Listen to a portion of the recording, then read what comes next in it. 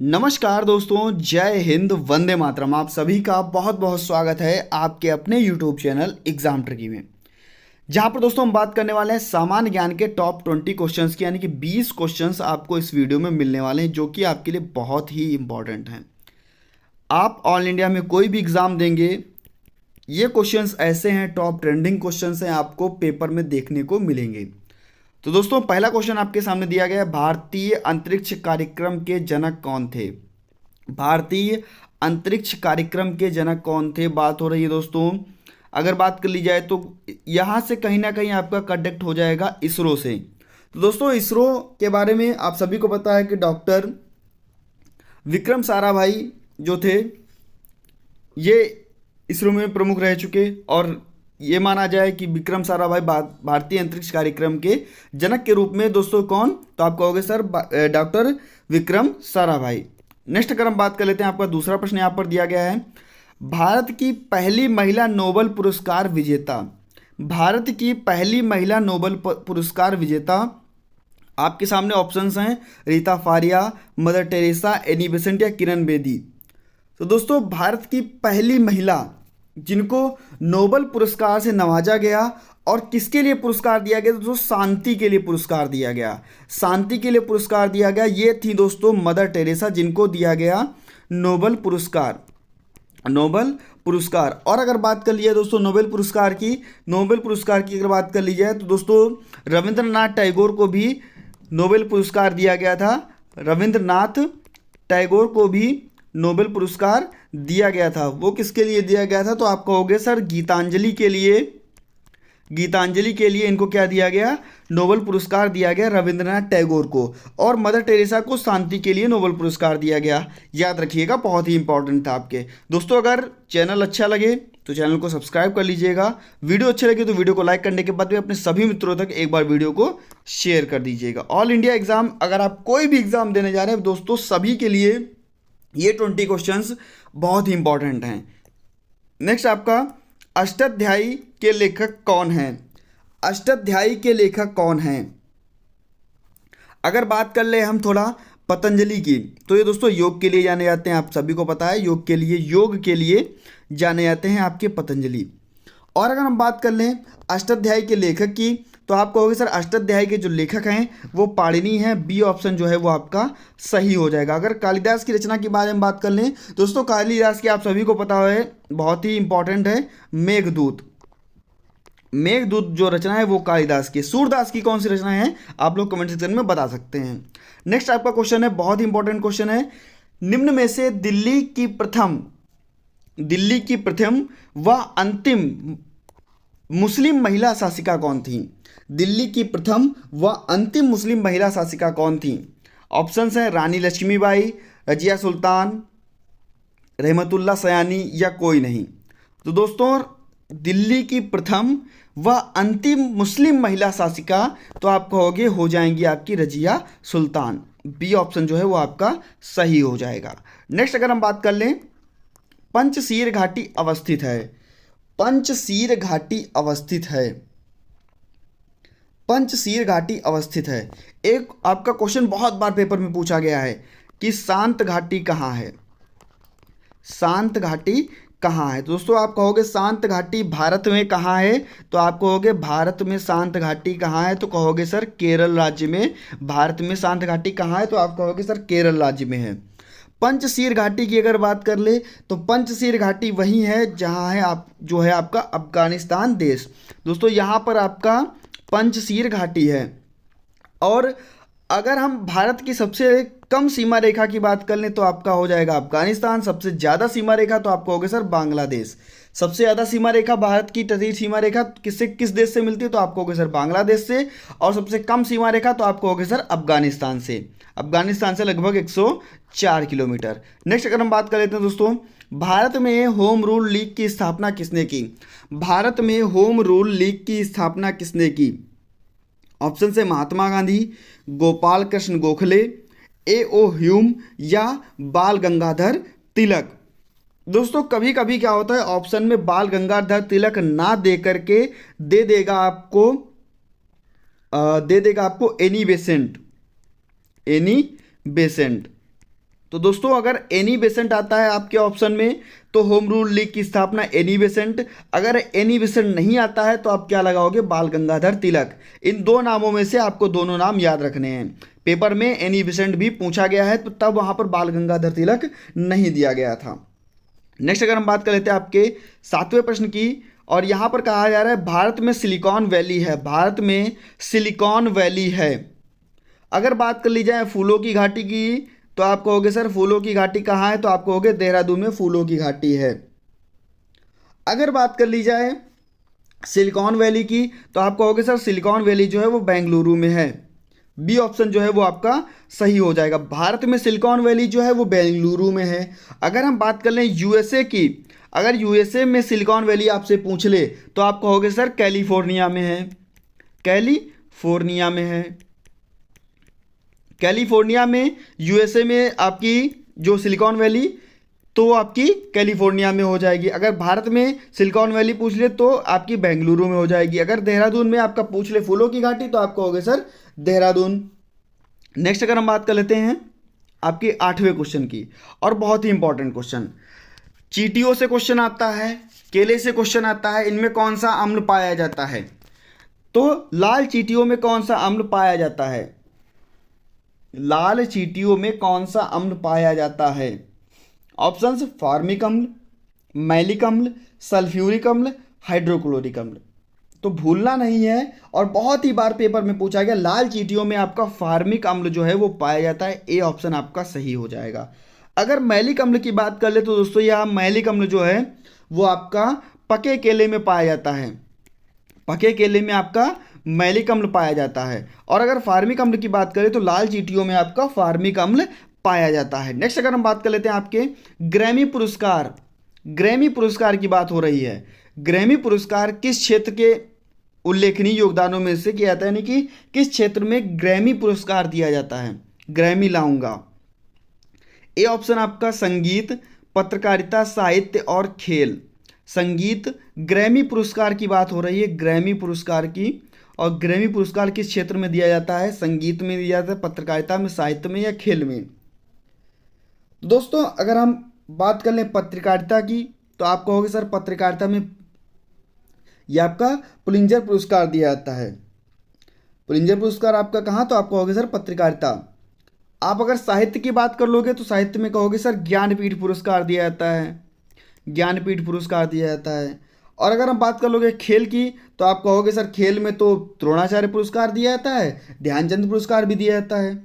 लेकिन अगर हम बात कर लें ग्रैमी पुरस्कार की तो ग्रैमी पुरस्कार आपका संगीत, ए ऑप्शन आपका सही हो जाएगा। सभी पुरस्कार बता दिए कि ज्ञानपीठ पुरस्कार आपका साहित्य में, पुलिंजर पुरस्कार आपका पत्रकारिता में, और खेल में आपका हो जाएगा ध्यानचंद या द्रोणाचार्य पुरस्कार।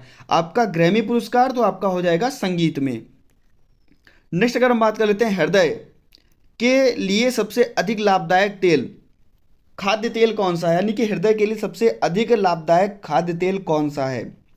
Butter oil, olive oil, red seed oil, mustard oil. तो दोस्तों आप सभी को पता है कि हमारा हृदय 72 बार लपडप करता है। हमारा हृदय किधर होता है, तो आप कहोगे सर हमारा दिल होता है वो हमारा लेफ्ट की तरफ होता है। इसके कारण से जो हमारा फेफड़ा होता है वो थोड़ा छोटा होता है। और अगर ईसीजी टेस्ट की बात कर ली जाए, ईसीजी अगर बात कर ली जाए ईसीजी टेस्ट की तो ये आपका हो जाएगा, यह भी आपका हृदय से संबंधित हो जाएगा। और जैतून के तेल की बात कर ली जाएगा तो दोस्तों खाने में लाभदायक तेल हृदय के लिए तो हो जाएगा जैतून का तेल, बी ऑप्शन आपका सही हो जाएगा, ऑलिव ऑयल। 11वां क्वेश्चन आपके सामने दिया गया, भारत की सबसे चौड़ी नदी कौन सी है। भारत की सबसे चौड़ी नदी कौन सी है, ब्रह्मपुत्र। भारत की सबसे चौड़ी नदी कौन सी है, तो आप कहोगे सर ब्रह्मपुत्र जो है वो भारत की सबसे चौड़ी नदी है।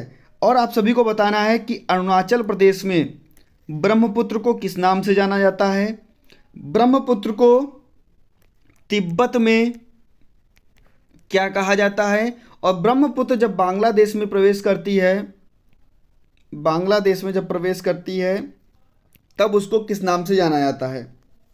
ये तीनों क्वेश्चंस आपको बताने हैं और बहुत ही इंपॉर्टेंट क्वेश्चन है। लगभग मैं ब्रह्मपुत्र नदी से ज़्यादा मैं आपको क्वेश्चंस यहाँ पर कराता रहता हूँ। यहाँ पर आपको बताना है सबसे चौड़ी नदी, तो आपको होगी सर ब्रह्मपुत्र नदी।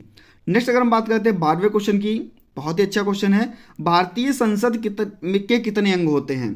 भारतीय संसद के कितने अंग होते हैं? भारतीय पार्लियामेंट की बात की जा रही है दोस्तों। पार्लियामेंट के कितने अंग होते हैं आप सभी को पता है। आप कहोगे पार्लियामेंट के सर 3 अंग होते हैं। पहला आपका राज्यसभा, दूसरा आपका लोकसभा और तीसरा आपका प्रेसिडेंट यानी कि राष्ट्रपति। तो ये 3 अंग होते हैं भारतीय संसद या पार्लियामेंट के, और इन तीनों चीज़ों से मिलकर के हमारी पार्लियामेंट बनती है। ऑप्शन आपका बी यहाँ पर सही हो जाएगा। नेक्स्ट अगर हम बात कर लेते हैं क्वेश्चन नंबर 13 की, रेशम का उत्पादन किससे होता है? रेशम का उत्पादन किससे होता है? सबसे ज़्यादा रेशम कहाँ पाया जाता है दोस्तों? तो आप कहोगे सर सबसे ज़्यादा रेशम जो है वो कर्नाटक में पाया जाता है। कहाँ पाया जाता है? कर्नाटक में पाया जाता है। अगर हम बात कर लें जूट की, सबसे ज़्यादा जूट कहाँ पाया जाता है? तो आप कहोगे सर जूट तो हमारा सबसे ज़्यादा पश्चिम बंगाल में पाया जाता है, पश्चिम बंगाल में पाया जाता है। अगर हम बात कर लें नारियल की या नारियल के झाड़ू की या नारियल की बात कर लें तो आप कहोगे सर नारियल जो है वो हमारा केरल में पाया जाता है। नारियल हमारा केरल में, रेशम हमारा सबसे ज़्यादा उत्पादन कर्नाटक में, और जूट का सबसे ज़्यादा उत्पादक राज्य तो आप कहोगे सर पश्चिम बंगाल। जूट में हमारा चावल भी उगाया जाता है। तो दोस्तों रेशम का उत्पादन रेशम के प्यूपा से किया जाता है, रेशम के प्यूपा से किया जाता है। बी ऑप्शन जो होता है वो आपका सही हो जाएगा। नेक्स्ट अगर हम बात कर लेते हैं भूदान आंदोलन, दोस्तों बहुत ही important question, very very important question, most important question. Bhoodan आंदोलन किसके द्वारा शुरू किया गया था? बात हो रही है भूदान आंदोलन की। भूदान आंदोलन किसके द्वारा शुरू किया गया? महात्मा गांधी, विनोबा भावे, रविन्द्रनाथ टैगोर, या आपका ऑप्शन दिया है स्वामी विवेकानंद। महात्मा गांधी, विनोबा भावे, रविन्द्रनाथ टैगोर या स्वामी विवेकानंद। तो दोस्तों यहाँ पर आपका ऑप्शन भूदान आंदोलन, तो आप कहोगे sir Vinoba Bhave. B option आपका सही हो जाएगा। अगर स्वामी विवेकानंद की बात कर लें तो आप सभी को पता है कि 12 जनवरी को क्या है दोस्तों? 12 जनवरी को युवा दिवस मनाया जाता है। और रामकृष्ण मिशन की स्थापना किसने की? तो आप सभी को कमेंट में बताना है। रामकृष्ण मिशन की स्थापना किसने की? आप सभी को कमेंट में बताना है। और 12 जनवरी को आपका युवा दिवस मनाया जाता है, स्वामी विवेकानंद। साथ ही साथ याद रखिएगा आपका जो भूदान आंदोलन वो आप कहोगे सर विनोबा भावे। रविन्द्रनाथ टैगोर के बारे में बताया गया था, इन्होंने गीतांजलि लिखी थी और गीतांजलि के लिए इनको क्या मिला था? तो आप कहोगे सर गीतांजलि के लिए इनको मिला था दोस्तों नोबेल पुरस्कार। तो आगे हम बढ़ते हैं दोस्तों। नेक्स्ट आपका क्वेश्चन, दोस्तों अगर वीडियो अच्छी लग रही हो तो वीडियो को लाइक जरूर कर दीजिएगा और सभी मित्रों तक एक बार वीडियो को शेयर कर दीजिएगा। अगर चैनल आपको अच्छा लगता है, चैनल को सब्सक्राइब करने के बाद में बेल आइकन आएगा, उसमें ऑल का ऑप्शन जो है वो प्रेस कर लीजिएगा। तो दोस्तों पेरियार राष्ट्रीय उद्यान किस जानवर के लिए प्रसिद्ध है? पेरियार राष्ट्रीय उद्यान किस जानवर के लिए प्रसिद्ध है? बहुत ही इंपॉर्टेंट क्वेश्चन है, बहुत ही अच्छा क्वेश्चन है। आप कहोगे सर पेरियार कहाँ है? तो कहा जाएगा पेरियार आपका कहाँ है? तो पेरियार आपका केरल में। नेक्स्ट आपका पेरियार राष्ट्रीय उद्यान तो वो हो जाएगा आपका हाथी के लिए प्रसिद्ध। आपका सी ऑप्शन जो है वो सही हो जाएगा। पेरियार राष्ट्रीय उद्यान हाथी के लिए प्रसिद्ध है। और आपकी अगर हिरण की बात कर ली जाए तो आप कहोगे सर दाची ग्राम जो है वो आपके हिरण के लिए प्रसिद्ध है। अगर बात कर ली जाए शेर की तो शेर का आपका हो जाएगा, तो आप कहोगे सर शेर के लिए तो आप कहोगे गिर राष्ट्रीय उद्यान जो कि कहाँ है? तो आपका हो जाएगा गुजरात में। और बाघ आप सभी को पता है कि मध्य प्रदेश की बात होती है दोस्तों, एमपी की बात होती है। बाघ राष्ट्र यानी कि टाइगर स्टेट जिसको बोला जाता है बाघ। और आप सभी को यहाँ के राष्ट्रीय उद्यान भी पता होंगे। जितने राष्ट्रीय उद्यान आपको एमपी के पता हैं आप लोग कमेंट सेक्शन में बता सकते हैं। नेक्स्ट अगर हम बात कर लेते हैं भारत की सबसे लंबी सहायक नदी कौन सी है? भारत की सबसे लंबी सहायक नदी यमुना, सोन, चंबल या इनमें से कोई नहीं। भारत की सबसे लंबी सहायक नदी तो आप कहोगे सर यमुना है, जो कि गंगा से मिलती है। और गंगा से ये कहाँ मिलती है? तो आप कहोगे सर प्रयागराज में मिलती है। प्रयागराज में मिलती है यानी कि यूपी में, उत्तर प्रदेश में। तो अगर हम बात करते हैं प्रयागराज, जिसको हम पहले क्या बोलते थे? तो आप इसको पहले क्या बोलते थे? इसको बोलते थे आप पहले इलाहाबाद। दोस्तों आपका ए ऑप्शन है वो सही हो जाएगा। 17वां क्वेश्चन आपका ब्रह्मगिरी वन्य जीव अभ्यारण्य किस राज्य में स्थित है? ब्रह्मगिरी वन्य जीव अभ्यारण्य किस राज्य में स्थित है? ये दोस्तों उसी राज्य में स्थित है जहां पर कॉफ़ी सबसे ज़्यादा होती है, जहां पर कॉफ़ी सबसे ज़्यादा होती है, जहां पर आपको चंदन सबसे ज़्यादा मिलेगा, और जहां का नृत्य क्या है? तो आप कहोगे सर यक्षगान जहां का नृत्य है। तो दोस्तों आपका हो जाएगा लोक नृत्य यक्षगान। दोस्तों आप बताओगे कर्नाटक, बी ऑप्शन जो है वो आपका सही हो जाएगा। ब्रह्मगिरी वन्य जीव अभ्यारण्य, तो आप कहोगे सर कर्नाटक का है, आपका बी ऑप्शन सही हो जाएगा। कर्नाटक में कॉफी, कर्नाटक में चंदन और यक्षगान जो है वो आपका कर्नाटक। तो दोस्तों ये चीज़ें आपके लिए तैयार होनी चाहिए और बहुत ही इंपॉर्टेंट यहाँ पर लगा लीजिएगा। इसके बाद में आपका 18वां क्वेश्चन, पृथ्वी अपने अक्ष पर घूमती है। पृथ्वी अपने अक्ष पर घूमती है, आपसे दिशा पूछी जा रही है। पृथ्वी अपने अक्ष पर घूमती है, आपसे दिशा पूछी जा रही है। दोस्तों पृथ्वी अपने अक्ष पर घूमती है, तो आप कहोगे सर पूर्व से पश्चिम की ओर घूमती है, पश्चिम से पूर्व की ओर घूमती है। बहुत ही इंपॉर्टेंट क्वेश्चन है दोस्तों, मोस्ट इंपॉर्टेंट क्वेश्चन है, वेरी वेरी इंपॉर्टेंट लगा लीजिएगा इस क्वेश्चन में। उत्तर से दक्षिण की ओर या दक्षिण से उत्तर की ओर। दोस्तों पृथ्वी अपने अक्ष पर पूर्व से पश्चिम से पूर्व की ओर घूमती, ए ऑप्शन आपका सही हो जाएगा, पश्चिम से पूर्व की ओर। और पृथ्वी को हम क्या कहते हैं, तो आप कहोगे सर पृथ्वी को हम कहते हैं नीला ग्रह, आपका ए ऑप्शन सही हो जाएगा। नेक्स्ट अगर हम बात कर लेते हैं दोस्तों, अगर सबसे गर्म ग्रह की बात होगी तो आप कहोगे सर सबसे गर्म ग्रह हम शुक्र को कहते हैं। नेक्स्ट आपका राष्ट्रीय ध्वज तिरंगे की सफेद पट्टी का क्या संकेत होता है, यानी कि जो राष्ट्रीय ध्वज तिरंगा है हमारा, उसमें आप सभी को पता है कि अनुपात कितना होता है, तो आप कहोगे आपका अनुपात हो जाएगा लंबाई चौड़ाई का 3:2। और अगर आप बात कर लोगे तो दोस्तों उसमें 3 रंग आपको देखने को मिलेंगे, और इन 3 रंगों में से जो बीच में आपका सफ़ेद रंग होता है, तो सफ़ेद रंग जो है वो किसका प्रतीक होता है, तो आप कहोगे सर शांति और सत्य का प्रतीक होता है। बी ऑप्शन जो है वो आपका सही हो जाएगा, शांति और सत्य का प्रतीक होता है सफ़ेद रंग।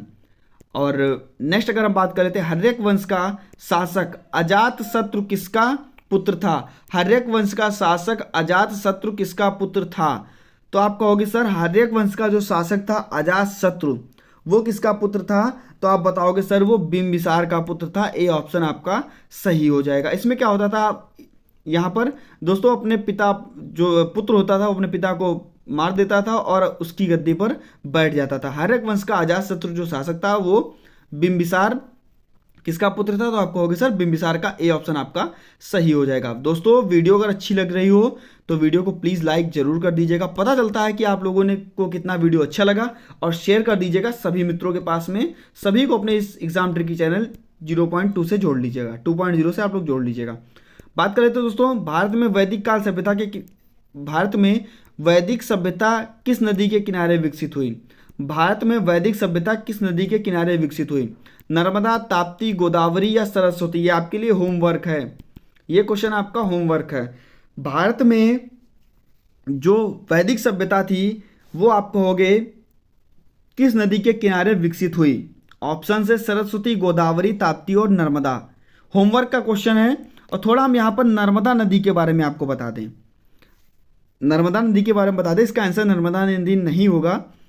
और अगर हम बात करें नर्मदा नदी की, ताप्ती नदी की, गोदावरी या सरस्वती, तो आपको बताना है कि भारत में वैदिक सभ्यता, तो आप कहोगे सर वैदिक सभ्यता के लिए क्या सरस्वती यानी आती है, गोदावरी या ताप्ती या नर्मदा, ये आपको कमेंट सेक्शन में बताना है। अब हम थोड़ा गोदावरी नदी के बारे में देख लेते हैं। गोदावरी नदी त्रियंबक पहाड़ी से निकलती है, आप सभी को पता होना चाहिए। त्रियंबक पहाड़ी से गोदावरी नदी निकलती है, और दक्षिण भारत की गंगा गोदावरी नदी को ही कहा जाता है, इतना याद रखिएगा। नासिक महाराष्ट्र से बिलोंग करती है। दोस्तों यहाँ पर आपका वैदिक काल के लिए पूछा गया वैदिक सभ्यता किस नदी के किनारे विकसित हुई, तो आप बताओगे वैदिक सभ्यता हमारी सरस्वती नदी के किनारे विकसित हुई। यहाँ पर आपको बता दिया गया है इसका आंसर भी। तो दोस्तों मिलता हूँ नेक्स्ट वीडियो में कुछ नई जानकारी के साथ, कुछ नए प्रश्नों के साथ। बने रहिएगा आपके अपने चैनल एग्जाम ट्रिकी 2.0 पर। धन्यवाद।